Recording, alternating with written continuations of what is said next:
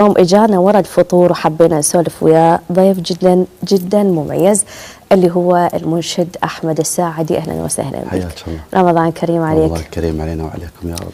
شرفتنا ونورتنا اليوم. الله يسلمك. شلون الصيام وياك الايام؟ والله زين الحمد لله. ايه نقضيها نوم؟ اكيد. ساعتين قبل الفطور تقدر. اكيد. ايه. زين اليوم نريد نتعرف على جزء من طفولة احمد الساعدي. نعم. شلون كانت حياتك وبيا منطقة؟ اني ولادتي مدينة الصدر. الداخل قطاع 53. ايه. مواليد 1986.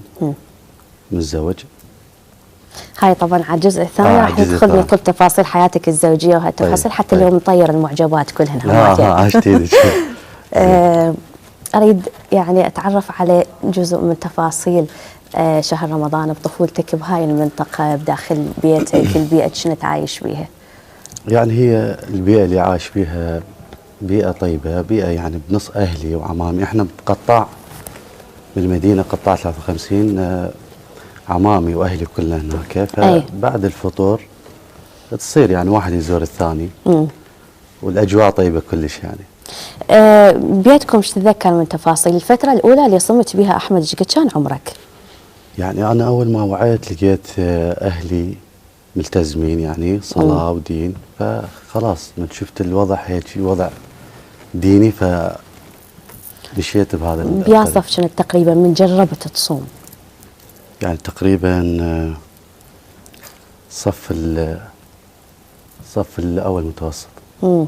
شلون كانت التجربه؟ صعبه سهله؟ لا زينه؟ طيبه التجربه.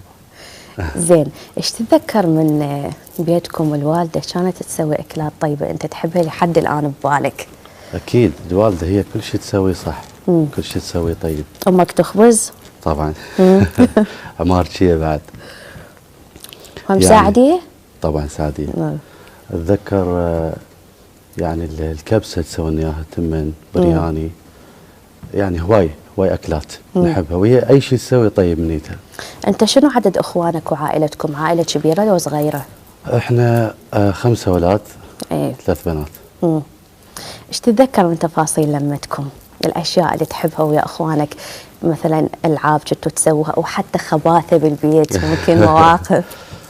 يعني عندي الاخوان اللي اصغر مني شويه مشاكسين كانوا وياي.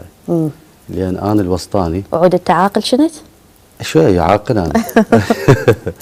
اي فهواي تصير بيناتنا يعني مشاكسات. فهم يغارون لان الوالد شويه قريب علي وهذا. ليش شنو الميزه؟ انا اول ما وعيت طلعت الحياه، سلكت هذا الطريق اللي هو طريق خدمه اهل البيت. والالتزام والقراءه على الامام الحسين. قد كان عمرك وبديت انه انت تكتشف عندك صوت حلو؟ يعني اتذكر انا اكتشفتني واحده من الحجيات. حجياتنا شتتوني وياها عافيه.